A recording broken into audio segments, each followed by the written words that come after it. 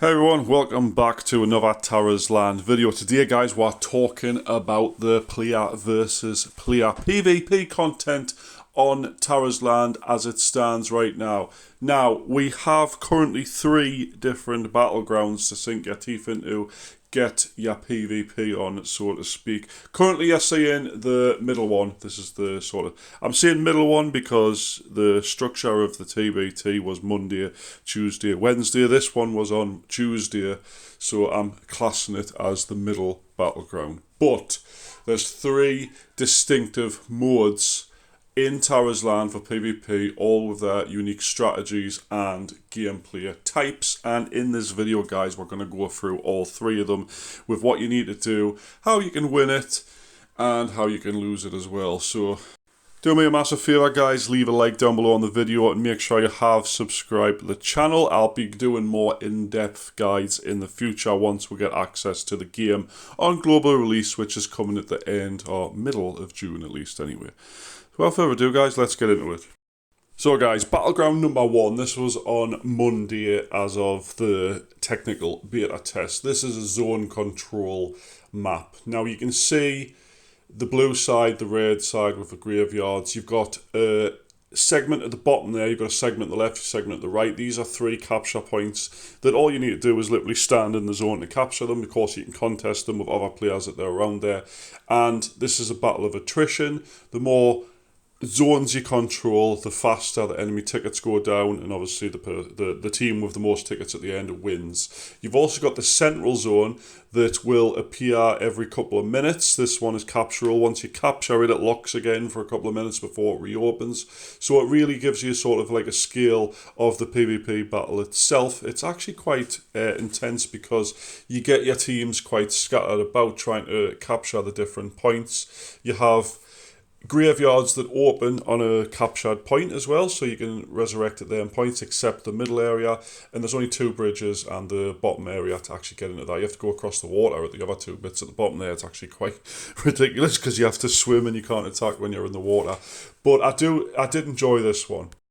It does actually take a while to traverse the map to get to the capture points, and then, like I say, you see the bar there, all you have to literally do is get it into your colour, be that blue or red, and you see at the top right there you've got ticket amount. I don't know if, I'm assuming this like sort of ticks down faster the more enemies you kill. You can just go for pure PvP, but it obviously is better to get the control points down and capped for yourself, especially the middle one, which is probably one of the most important ones. But try not to die like I do quite a lot. I mean, I was fighting people that were ridiculously more powerful than me.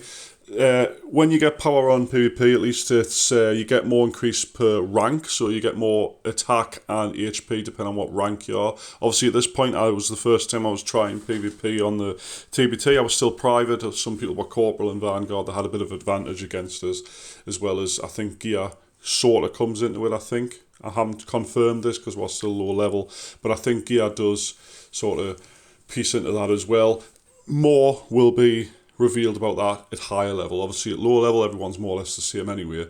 Different classes have got different advantages against each other. But I did enjoy this mode. It wasn't my favourite PvP mode of the TBT. There is 2 others that I'm going to go into, but this one was very exciting, very action packed, and I did find myself running away from large groups of enemies waiting for my team to sort of build up to take capture points. Anyway, let's move on.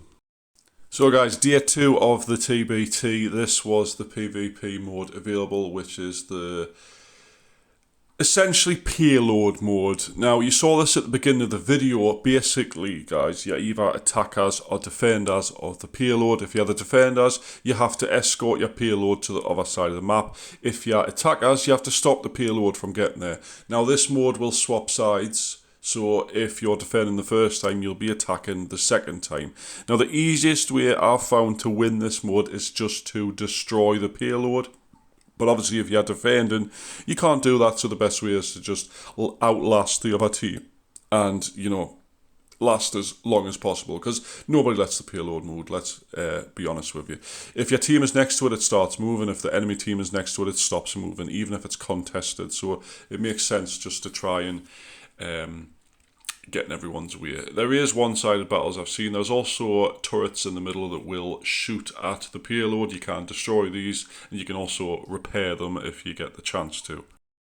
But for sheer actual PvP content, I think this is probably one of my favourite modes because it sort of forces everyone to be in one location at any one time. So everyone's sort of focused on the payload or round about that area. You don't really get people sort of spreading out that much because there's no other objectives to do on the map. So you're either escorting the payload or in fact stopping it moving. Now you can destroy it, like I say, if you're attacking, but it's got a lot of health and you do get reduced damage to it.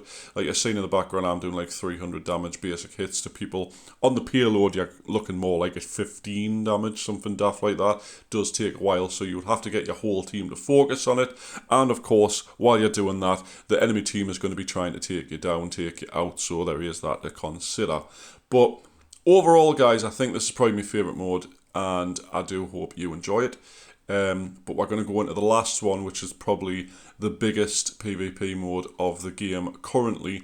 Absolutely massive in scale, lots to do, but it is very focused on what people tend to do on it. But like I say, guys, all of this is at low level. I was between the levels 20 and 30 for every single one of these clips, so obviously, at higher level, when we're getting the 40s, 50s, 60s and stuff like that, it could change entirely once the classes sort of come out their shell and they get a bit more rules to play as well as damage. So guys, this is Battleground number 3, which we did on Wednesday, the last day of the technical beta test. And it's absolute madness. Just look at the map, how it looks absolutely like ridiculous. Now, these yellow icons are things you can capture and PvE targets, by which I mean on the map bosses. So there's bosses on the PvP map itself. Now, realistically, the way to win this is to gather crystals, use these crystals to make siege weapons. The siege weapons kill the towers. Of course, you can kill the towers yourself. And after 3 towers are dead, you win. Now, what you can do is you can win by destroying a tower in a certain time period within the match, and you win the match. But what most people tended to do in this mode was just go straight for the central one, which is a crossbow, which attacks the central turret.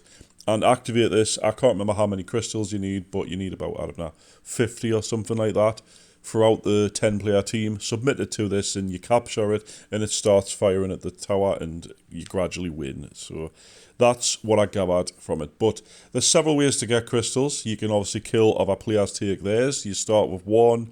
Every one you get, obviously you carry around unless you submit it. So if you kill a player with 14, they'll drop 14 and so on. You can gather them from crystals, which are on the map. You can see them just to the south of the center objective. There's 3 crystal icons. You can break these, take crystals from them, and of course down in the PvE targets will also give you crystals as well. So there's lots of ways to actually get the crystals themselves. Now, bear in mind, guys, when we did this, we're all level 30. It was the max level of the 3rd day, and we're just sort of, like I say, went for the central objective, gathered as many crystals as possible, and activated the turret. But I'd imagine at higher levels, it's going to be a bit more sort of complicated than that. People will probably target the PvE objectives. You can see it's here in the background capturing a graveyard. You can capture graveyards either side of the map, so you can use them as spawn. And just generally, you just look at the size of the map. It's absolutely humongous. People go all over the place to try and group up and get player kills. So I really enjoyed this one. It was probably my 2nd favourite one, because of the sheer scale of it. It kind of reminded us of classic Alterac Valley when it comes to World of Warcraft. Like before they changed it to make it super fast, when it used to last ages. I would imagine, like I say, a higher level PvP on this, it's going to be a lot different and might actually be really, really interesting. Anyway, guys, when you finish PvP, on the results screen here at the bottom left, you can see rewards. Now, you get silver, you get PvP coins as well. Now, you can only claim the silver up to twice a day, and the big lot of PvP coins twice a day. However, you can keep farming PvP coins as much as you want. Now, what these are used for is the PvP shop. So you can buy, for instance, the mount. You can buy